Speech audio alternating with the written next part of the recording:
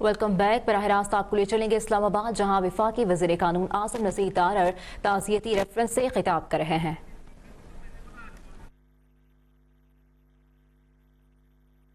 तो पाकिस्तान में भी जब मौका मिला तो मैंने यही बात की उनकी वफ़ात के बाद कि वो जो है ना कि वो हल्का यारा में तो रेशम की तरह नरम थे, लेकिन जब सियासत और रसूल की बात होती थी तो उनकी मजबूती चट्टान की तरह थी। ख्याल में यही वो वस्फ है जो, और यही वो याद है जो हमेशा हम सब के ज़हनों में कंधा रहेगी कि इरफान साहब ने एक गरम तरीन सियासी माहौल में मामलात को बड़ी जची तुली गुफ्तगू के साथ ठंडा रखने का उनको मलका हासिल था। वो चाहे सेनेट का फ्लो हो, कोई टीवी का टॉक शो हो, या सेनेट की लॉबी में उनकी गुफ्तगू है, सबको साथ लेके चलना, सबकी राय का एहतराम करना, लेकिन मंतक के साथ, गुफ्तगू के साथ दूसरों को कायल करना, ये उनका खासा था। और मेरे ख्याल में उस्ताद को ये एडेड एडवांटेज होता है परवेज़ भाई कि जो उनका बतौर एक उस्ताद के, प्रोफेसर के जो तजुर्बा था कि चीज़ों को आसान करके कैसे बयान करना है और किस तरह से मुतमईन करना है अपने सामने बैठे, चाहे वो तालिब इल्म हो या सामीन हो या महवे गुफ्तगू लोग हों, उससे उन्होंने हमेशा बहुत एहसन तरीके से वो निपटे। जाने वाले चले जाते हैं, लेकिन जो उनकी यादें हैं, जो उनकी कही हुई बातें हैं, जो असूल ज़ाब्ते वो अपने आप पे लागू करके हमारे लिए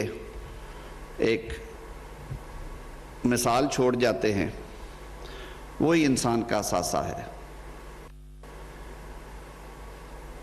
लोगों के जाने के बाद उनके बारे में अच्छी गुफ्तगू करना एक हमारे समाज का रस्म रवाज भी है, लेकिन मैं अगर दिल की बात करूं तो यकीनन इरफान सिद्दीकी साहब के जो वसाइफ यहाँ पे बयान हो रहे हैं या जो बातें मैंने उनके बारे में कही हैं,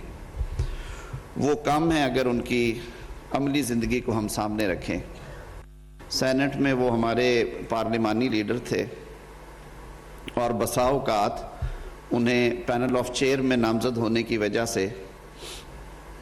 सेनेट चेयरमैन की नशिस्त पे भी बैठना पड़ता था और वो कार्रवाई जो थी वो चलाते थे। वज़ीर पार्लिमानी अमूर हमारे भाई तारिक फजल साहब बैठे हैं, वहाँ बैठे हुए वो हमेशा उनका पूरा टिल्ट जो है वो अपोजिशन की तरफ होता था और तुलवसा कोशिश होती थी। कई दफ़ा लोगों ने शिकवा शिकायत करना कि इरफान साहब आप माइक बार बार उधर दे देते,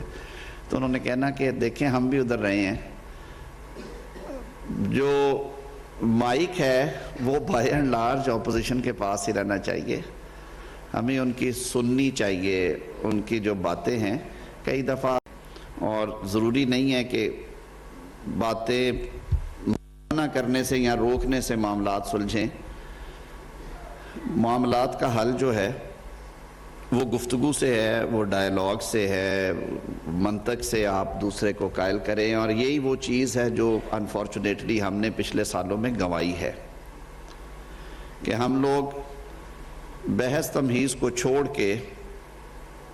सिर्फ़ और सिर्फ मुखालफत की बात पे कायल हो गए हैं कि मेरा नज़रिया है, ये उसका है, ना मैंने इधर हटना है ना उसने उधर हटना है, और उसका नुकसान किसको होता है? उसका नुकसान मुल्क को होता है, माशरे को होता है।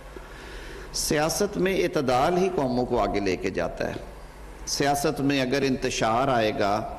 या सियासत में अगर एक्सट्रीमिज़म आएगा या सियासत अगर मैं ना मानूं की होगी, तो फिर ना मुल्क आगे चलेगा ना निज़ाम चलेगा, और फिर वही होगा जो इस मुल्क में कई दफ़ा हो चुका, फिर सियासतदानों की बसात लपेटी जाती है। तो हमें इरफान सिद्दीकी साहब से ये भी सीखना है कि हमने सियासत के खेल में